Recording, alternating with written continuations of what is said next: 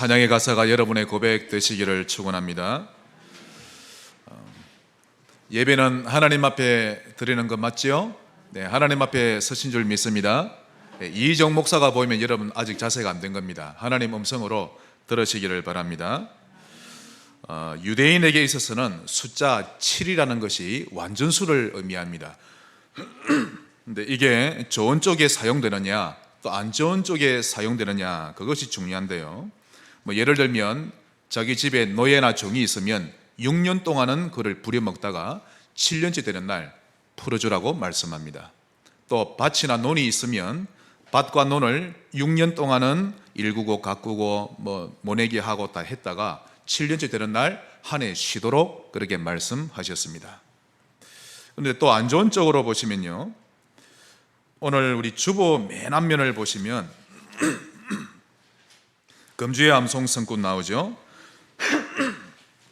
마침 이렇게 딱 맞게 말씀이 나왔는데요, 이것은 45절만 나오는데 43절부터 보시면 귀신이 원래 사람 몸에 있다가 이제 나갑니다. 그리고는 다시 들어와 보니 그 사람이 얼마나 시급을 했든지 명상하고 선행하고 마음을 비우고, 그러자 45절, 이에 가서 저보다 더 악한 귀신 7을 데리고, 예수님 하신 말씀인데 왜 7을 데리고 이렇게 하시는가 하면 그 사람의 나중 형편이 전보다 더욱 심하게 되느니라. 즉 귀신을 떼내려고 마음을 비우고 명상에 빠지면 빠질수록 귀신에게 더 완전히 잡히게 된다는 것을 말씀하시는 겁니다. 딱 7마리만 들어갔다는 것보다는 그만큼 완전히 잡히게 된다는 뜻이죠. 누가복음 8장 2절을 보시면 7 귀신이 나간 자 막달라인이라 하는 마리아와 나누는데요, 이 막달라 마리아가 귀신 들렸었는데 7 귀신이 들렸다라고 나오죠. 이것은 육체뿐만 아니라 그의 영혼, 마음, 생각, 즉 지정의 완전히 전체적으로 잡혀 있다는 뜻인데 인간적으로 회복 불가였습니다. 그랬던 그가 예수님을 만나자 완전 치유를 받게 되었던 것입니다. 이처럼 완전히 절대 불가능한 문제일지라도 예수님 만나면 완전히 해결됩니다. 복음적으로 완전수 7을 누리시기를 바라고, 불신앙적으로는 7을 향해 가지 마시기를 정말 주 예수 이름으로 축복합니다. 오늘 본문은 여러분이 잘 아시는 본문입니다. 이 내용을 가지고 누가 정죄하리요? 라는 하나님의 음성을 듣겠습니다. 그 첫 번째로, 쉽게 정죄하는 사람들. 사실 우리 체질이죠. 자신을 향해서든 타인을 향해서든 너무 쉽게 정죄해 버립니다. 로마서 8장 34절에 이렇게 말씀합니다. 누가 정죄하리요? 죽으실 뿐 아니라 다시 살아나신 이는 그리스도 예수시니 그는 하나님 우편에 계신 자요 우리를 위하여 간구하시는 자시니라. 누가 정죄하리요? 즉 너를 죄인이라고 단정 지을 수 있는 자 아무도 없다, 이런 뜻이죠. 이유는 주님이 너를 대신하여 죽으시고 부활하심으로 너의 모든 죄값을 치르셨기 때문이다 라는 뜻입니다. 거기에다 주님은 하나님 우편에서 우리를 위해 끊임없이 간구하고 계심으로 어느 누구도 우리를 정죄할 자 없습니다. 정죄할 분은 하나님밖에 없습니다. 예를 들어서 우리가 도저히 용서받을 수 없는 죄를 범했을 때 딱 그때 정죄받을 타이밍에 우리 주님이 친히 간구하시기를, 지금도 천국에서 저 사람은 나의 죽음과 부활을 믿는 자이므로 더 이상 정죄함이 없는 자로다 라고 외치고 계신다는 겁니다. 천국에서. 성삼위 하나님은 한 분이신데 삼위로 일하시죠. 그 삼위 하나님이 서로 의논하면서 일하고 계십니다. 더 이해하려고 하지 마세요. 성삼위일체다라고 믿으시면 됩니다. 즉 창세기 1장 26절에 하나님이 이러시되, 하나님은 한 분이신데 놀라운 말씀이 있습니다. 우리가, 복수가 나오죠. 우리가 우리의 형상을 따라 우리의 모양대로 사람을 만들자라고 나옵니다. 한 분이신데 삼위십니다. 이렇게 의논하고 계시는데요, 성자 예수님께서는 그분 자신을 구주로 믿는 모든 영혼들을 위해 끊임없이 중보기도 하고 계십니다. 믿으시기를 축원합니다. 여러분을 위해 지금 중보기도 하고 계십니다. 외롭다라고 여기지 마세요. 그러므로 예수님의 중보기도 속에 들어온 사람은 결코 정죄받지 않고 결코 망하지 않습니다. 그러므로 여러분도 여러분 주변 사람들 중에 큰 죄를 범한 사람이 있다면 예수님처럼 그를 위해 하나님께 도움을 요청하는 간절한 중보자가 되어주시기를 바랍니다. 아니 어떻게 목사가 그런 짓을, 아니 장로가 돼가지고 어떻게 그런 짓을, 그러면서 그들 때문에 상처받지 말고 죄인 취급도 하지 마세요. 여러분, 성경적으로 말씀드리는 겁니다. 만일 그들 때문에 상처를 받아버리면 그런 신자는 중보의 축복을 못 누리는 사람입니다. 제가 사전을 찾아보니까요, 중보라고 하는 것은 적대적 관계나 시시비비가 있는 양자 사이에서 화해와 일치를 도모하는 일, 그걸 중보라고 합니다. 예수님이 하나님과 인간 사이를 화목케 하시고 화평케 하신 것이 바로 중보의 모습이죠. 오늘 본문을 보시면 서기관과 바리새인들이 현장에서 가늠한 여인을 바로잡아 왔습니다. 제가 알기로 옷도 거의 다 벌거벗은 채로 잡혀오지 않았겠나 그리 싶은데요, 주님 앞에 딱 데리고 왔습니다. 그리고는 하는 말이, 이 여자가 가늠하다가 바로 즉석에서 잡혔나이다. 모세는 율법대로 말하기를 이런 여자는 돌로 치라 명했는데 선생님은 어떻게 하시렵니까? 이렇게 말하는 이유는 예수님을 고발하려고, 그런 거리를 만들려고 했던 것입니다. 예수님이 어떻게 하셨죠? 허리를 숙이시더니 손가락으로 땅바닥에 뭔가를 쓰시면서 다시 허리를 펴서 말씀하십니다. 너희 중 죄 없는 자가 돌로 치라. 그리고는 또다시 허리를 굽혀서 글을 쓰십니다. 두 번씩이나. 제가 추측하기로 이제 오늘 가정예배 때 이 본문을 가지고 아침에 예배 드렸거든요. 그러면서 오늘 이 본문 사항을 두고 각자 한번 이야기해보자 하니까 이내가 하는 말이, 가만히 있더니 본문을 보더니 예수님이 너무 귀엽네 그러는 거죠. 예수님의 지금 상황이 이해가 됐다는 뜻입니다. 제가 추측하기로 아마도 맨 처음 땅에 딱 이렇게 허리를 구부려서 쓰실 때 사람 이름은 노골적으로 하지 않으셨을 겁니다. 그러나 그 유대 땅에 그 많은 사람들이 알고 있는 김모모 씨는 몇 년 몇 월 며칠 어떠한 죄를 저질렀다라고 쓰시고는 허리를 펴서 너희 중에 죄 없는 자가 돌로 치라. 또 허리를 숙이고는 박모모 씨, 저 구미시 어디 살고 있는 박모모 씨는 어떠한 죄를 저질렀다라고 쓰셨을 겁니다. 그러자 본문에 보니까 노인부터 젊은이까지 하나둘 자기가 쥐고 있던 돌을 내려놓고 집으로 갔다라고 기록되어 있습니다. 즉 어느 누구도 이 여인에게 돌을 던질 자격이 없다라는 뜻이죠. 여러분, 전도자로 살기를 원한다면 정죄하는 것보다 용서하는 것이 익숙해야 합니다. 그 어떤 죄인도 저 사람이 그럴 수밖에 없었구나 라며 그를 이해해주고 안아주려고 하는 배려심이 익숙해져야 합니다. 이게 익숙해지지 않으면 그 사람들의 타락한 모습 때문에 목사라 할지라도 장로라 할지라도 우리 부모를 죽인 원수라 할지라도 그들의 타락한 모습 때문에 평생 시험 들고 인간관계 선을 꺼버리고 그를 외면하고 그러다 세월 보내게 됩니다.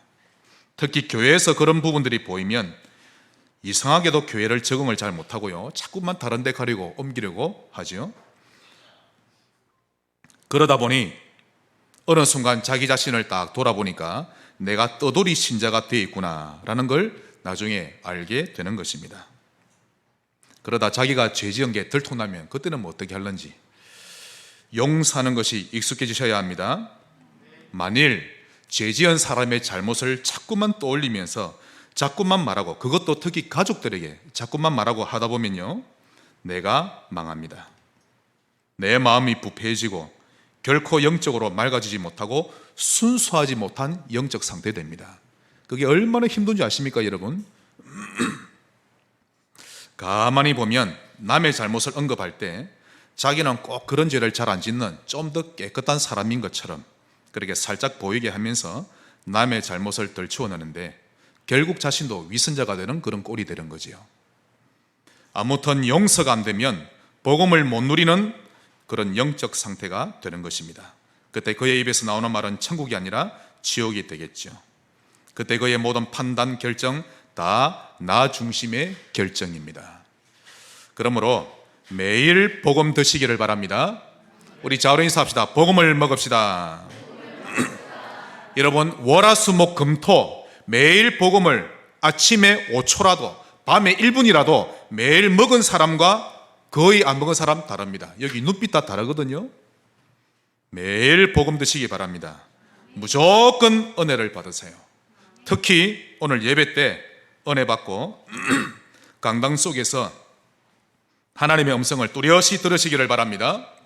큰 두 번째로 나도 너를 정죄하지 아니하노니. 자, 그렇다면 정말 잘못한 사람을 향해 우리는 어떻게 해야 할까요? 예수님처럼 하면 됩니다. 자, 예수님은 어떻게 하셨는지 우리 살펴보겠습니다. 그 첫 번째로 부끄러운 현장에서 벗어나도록 도와주셨습니다. 이 여인이 얼마나 부끄러웠겠습니까? 그런데 주님이 몸을 굽혀서 땅에 무언가를 쓰시고는 너희들 중에 죄 없는 자가 돌로 치라고 하시자 한 사람도 남지 않고 다 물러가게 되었죠. 그때 주님이 여자에게 말씀하십니다. 여자여, 너를 고발하던 사람들이 어디 있지? 한번 봐봐. 아무도 없지? 네, 주님 아무도 없습니다. 이 주님의 말씀은 이제 안심해도 된다라는 뜻입니다. 여러분을 만난 사람이 안심하게 되시기를 바랍니다. 여러분도 대다수의 사람들처럼 돌을 들고 던지려고 하는 정죄 자리에 서 있지 말고 예수님처럼 그런 위급한 자리에서 벗어나도록 도와주는 그런 위치에 서 계시기를 바랍니다. 여러분에게 잘못한 사람 용서 잘 하셔야 합니다. 또 주님은 어떻게 하셨죠? 나도 너를 정죄하지 아니하노라 라고 하셨죠. 이 말은 예수님도 당신을 정죄하지 않습니다 라고 말해줘야 합니다. 내가 당신을 정죄 안 한다 이 정도가 아니라 예수님도 당신을 정죄하지 않습니다. 즉 예수님은 당신을 죄인이라 추궁하기보다 당신을 용서하고 구원해내기를 원하십니다 라는 뜻입니다. 즉 당신의 그런 실수가 오히려 예수님을 만나게 되는 기회가 되었네요. 엄청난 축복의 메시지죠. 그래서 문제를 기회로 삼게 해 주는 것입니다. 신자에게는 모든 것이 전도의 문이요 선교의 문입니다. 모든 응답도 사람 살리는 문이요 모든 실수도 응답받을 문인 것입니다. 그렇지 않습니까? 제가 전도사 시절 때 어린이 예배 시간에 설교했던 내용인데요, 제목이 예수님은 고물상 주인이라는 설교를 한 적이 있습니다. 내용은 그 어떤 고장난 사람도 예수님 손에 딱 잡히기만 하면 완전히 새로운 인생이 되어버리는 겁니다. 좀 전에 제가 밖에 나가서 아이들 노는 걸 보니까요, 한 초등학생이 다른 아이들 보고 죄송합니다 있는 거 들으니까 원숭이 새끼야 하는 거 있죠. 그러니까 그런 아이는 칭찬하는 게 익숙하지 않습니다. 늘 저주 같은 말만 들어왔기 때문에 제가 속으로 기도했죠. 하나님, 저 아이를 치유하실 줄 믿습니다. 여러분 꼭 기억하시기 바랍니다. 예수님도 우리를 정죄하지 않으십니다. 항상 우리를 용서하시고 품어주시고 힘을 얻어 새롭게 일어나기를 바라고 계십니다. 또 예수님은 어떻게 하셨죠? 가서 다시는 죄를 범하지 말라. 오늘 예수님의 말씀에 귀를 기울이셔야 합니다. 부끄러운 현장에서 벗어나도록 도와주시고 너를 정죄할 사람 아무도 없지, 이제 안심해.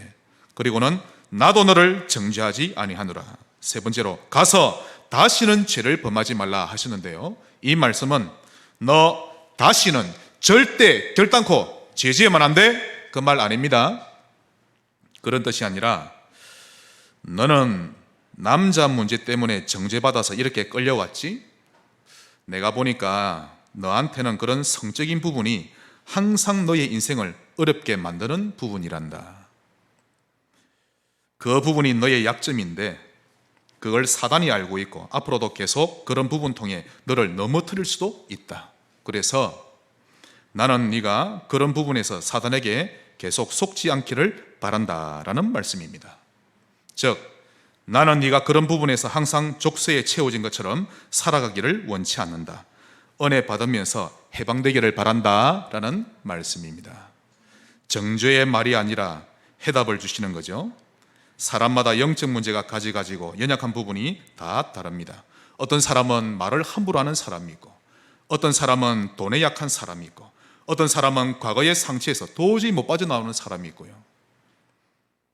주님은 그런 부분에서 우리가 구원받기를 원하고 계십니다. 요즘 우리 신자들 보면요, 생활 리듬 부분에서 좀처럼 헤어나오지 못하는 것을 제가 종종 보게 됩니다. 돈만 생기면 노름하러 가는 것도 족쇄에 채워진 거죠. 강원랜드 가보시면 온통 주변이 차입니다. 왜일까요? 차를 담보로 돈을 빌려놓고 또 잃어가지고 차를 가져가지를 못하니까 전부 다 담보 잡힌 차인 거 있죠. 제가 한번 미국에 갔는데요, 미국에 하여튼 광야가 엄청 넓습니다. 거기에 헬리콥터 비행기가 얼마나 많은지 모릅니다. 그게 전부 다 라스베가스에 담보 잡힌 비행기와 헬리콥터입니다. 수천 대가 아니라 수만 대가 넘습니다. 제가 본 결과. 어떤 사람은 돈만 생기면 노름하러 가고 완전히 족쇄 채워져 있죠. 또 매일 밤마다 컴퓨터 앞에 가서 게임을 해야 마음이 안정되는 것도 족쇄에 채워진 것입니다. 이것은 오늘 본문에 나오는 여자가 정기적으로 남자와 간음을 해야 하는 그런 영적 문제와 똑같은 것입니다. 무엇이든지 습관이 되고 리듬이 되어버리면 끊어버리기가 어려운 것이죠. 그런데 그 결과는 비참합니다. 영적으로 무기력에 빠지게 되고요, 복음이 싫어지고 예배가 거부되어집니다. 그러다 결국 교회에서 완전히 나가게 되는 것입니다. 주님은 우리가 이런 리듬을 끊고 새로 시작하기를 바라십니다. 살리는 신자 되시기를 바랍니다. 마지막 큰 세 번째로, 지극히 선한 것을 분별하자. 위기가 오고 어려움이 오면 선한 것을 분별하시기 바랍니다. 남이 혹 나에게 돌을 던지거나 욕을 할 때, 그때 지극히 선한 것을 생각하고 분별할 줄 알아야 합니다. 이것이 성령 인도 받는 사람의 공통점이죠. 인도 못 받는 사람은 누군가 나에게 욕을 하거나 비난할 때 참지를 못하고 거품을 냅니다. 두고 보자 하면서. 그러면서 그 사람과 원수를 맺어버리죠. 만일 반대로 그때 자신의 갱신할 부분을 찾아낸다면 그는 정말 인도받는 사람이 되는 것입니다. 제가 우리 청년들에게 질문합니다. 갈수록 교회가 무너지고 있는데요, 교회를 인도해가는 목사의 제자가 맞습니까? 진심으로 대답해야 되는데, 준현아, 너는 나의 제자가 맞나? 대답했나요? 강하은, 오늘 파송 받는데 현재 성지교회 청년이 맞습니다. 이정 목사의 제자가 맞나요? 고개를 끄덕일 게 아니라 확실히 대답해야 되는데, 신앙생활 승리하는 비밀이 목회자의 제자 되셔야 합니다. 그게 맞다면 제가 만일 밤 12시에 전도 훈련 시킨다고 불러내도 아무런 불만, 변명 없이 기쁘게 나올 수 있습니까? 여러분의 머리로 도저히 이해 안 되는 미션을 받게 되었을 때, 목사님이 교회 전체를 보시면서 진행하던 중에 이런 미션이 꼭 필요해서 말씀하신 거구나, 일단은 순종해보자 라며 기쁘게 따라올 수 있습니까? 계산하지 말고. 여러분의 스타일과 안 맞는 미션이라고 다른 어른들처럼 갈등만 하다가 교회 나갈 궁리만 합니까? 제가 지금까지 봐왔던 해병대 영상 가운데 한 가지라도 교관의 지시에 불만을 품거나 왜 그걸 해야 돼요? 왜 내가 앞구르기 뒷구르기를 해야 돼요? 그런 영상 본 적이 없습니다. 심지어는요, 해병대 훈련소에 들어가면 일주일인가 정말 상상을 초월하는 훈련을 받습니다. 그러면 이 발, 무릎, 어떤 사람은 고름도 나고요, 뼈도 문제가 오고 이 근육에 문제 옵니다. 그러면 교관이 딱 점검을 해보고 더 이상 해병대로서 훈련받기 어렵다, 퇴소시키죠. 그 병을 안 들키려고 해병대 계속 있어서 수료받으려고 눈물을 흘리며 간곡히 부탁하는 거 있죠. 제발 훈련받게 해달라고. 저는 해병대 훈련 영상을 보면 속이 시원합니다. 청년들, 목사의 제자가 맞나요? 네, 중심을 제가 받겠습니다. 오늘 세 번째가 지극히 선한 것을 분별하라 했는데, 그럼 지극히 선한 것이란 무엇입니까? 그 첫 번째는 복음에 유익한 쪽으로 선택하는 것입니다. 바울은 복음과 전도에 유익하다고 판단되니 기꺼이 감옥으로 들어갔죠. 빌립보서 1장 12절, 형제들아 내가 당한 일이 도리어 복음 전파에 진전이 된 줄을 너희가 알기를 원하노라. 즉 자신이 옥에 갇히게 되자 오히려 복음이 더 많이 확산되었다고 기뻐하는 바울의 모습입니다. 제가 30년을 교회에 섬기면서 교역자로 성도들을 봐왔는데요, 99%의 신자가 자기 생각을 내려놓지 못합니다. 복음에 유익되는 일이라 할지라도 자기 생각과 맞지 않으면, 또 자기 신앙 스타일과 맞지 않으면 그냥 마음을 닫아버립니다. 심지어는 평상시 은혜를 잘 받는 신자처럼 보였는데도 마음을 닫아버리는 신자 많이 봤는데요, 정말 복음에 유익한 쪽을 선택할 수 있다면 그는 사람 살리는 자가 맞는 것입니다. 그리고 둘째로 지극히 선한 것이란 교회 시간표 상으로 볼 때 현재 가장 절대적으로 필요한 일이 가장 선한 일입니다. 그것을 목회자가 가장 잘 알죠. 그래서 이런저런 행사를 제시하고 진행하는데요, 어떤 때는 고급스럽게 진행하기도 하고 어떤 때는 유치스럽게 하기도 합니다. 특히 어린아이처럼 유치하게 할 때는 그때 교회에서 중직자들이나 눈치 빠른 제자들이 지혜롭게 잘 따라와 주면서 교회 분위기를 업시켜주면 그때 목회자는 속으로 굉장히 감사히 여깁니다. 그리고 그 제자를 정말 귀히 여기죠. 그런데 많은 신자가 그렇지 않습니다. 왜 목사님은 이런 유치한 일을 하라고 우리에게 제시하지? 목사님 수준이 좀 낮네, 이렇게 평가를 해버리죠. 그리고는 많은 신자들이 따라오지를 않습니다. 우리 교회는 정말 잘 따라오시는 겁니다.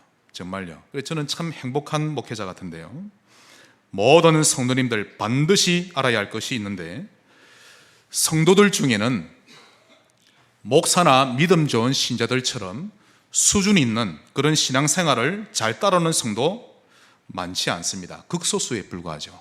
대부분의 성도가 목회자가 하는 신앙생활 못 따라옵니다. 그래서 각 교회마다 목회자들은 반드시 해야 될 것이 누구든지 복음을 쉽게 누릴 수 있고 누구든지 복음으로 쉽게 각인될 수 있는 방안을 항상 제시해야 합니다. 따라오려면 따라오고 말라면 말아, 그건 목사가 아니죠. 사회생활 하기도 바쁜데 성도들에게 매일 산기도를 시키거나 매일 금식기도를 시키면 안 되지 않습니까? 또 뭐 투잡, 쓰리잡 뛰는 성도들 많습니다. 그렇게 뛰는 성도들이 늘어나고 있는데 안 그래도 시간이 부족한데 그들에게 모든 본부 메시지 다 듣게 하고 모든 메시지를 매일 녹취하게 만들고 지속 못합니다. 시간이 되는 사람이라면 얼마든지 그렇게 해보라고 권유할 수 있겠지만 그럴 형편이 못 되는 성도 정말 많거든요. 그런 건 특수제자반을 구성해서 시행하면 되는 것이고, 교회는 누구든지 얼마든지 복음을 쉽게 누리거나 각인될 수 있도록 도와줘야 하는 것입니다. 바쁜 신자든 노는 신자든 구원받은 모든 성도는 복음을 전할 현장 선교사들인데 모든 성도가 현장에서 전도자로 살 수 있도록 도와줘야 하는 것입니다. 그것이 저의 목회 방향입니다. 이런 마음을 읽어내는 제자가 많지 않죠. 다 자기 중심적입니다. 그래서 이런 부분 때문에 어떤 때는 고급스러운 미션을 내놓기도 하고 어떤 때는 어린아이 같은 미션을 내놓기도 하는 것입니다. 중요한 것은 교회가 하나 되어서 함께 갈 수 있느냐 하는 것입니다.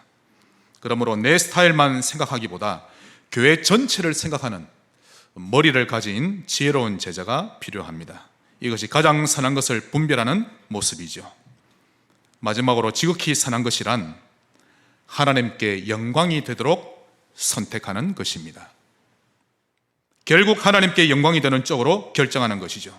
어떤 결정을 했든지 결과적으로 볼 때 나의 영광을 구하는 결정이었는지 하나님의 영광을 구하는 결정이었는지를 보면 알 수 있는 것입니다. 우리 말씀 한 군데 보겠습니다. 고린도전서 10장입니다.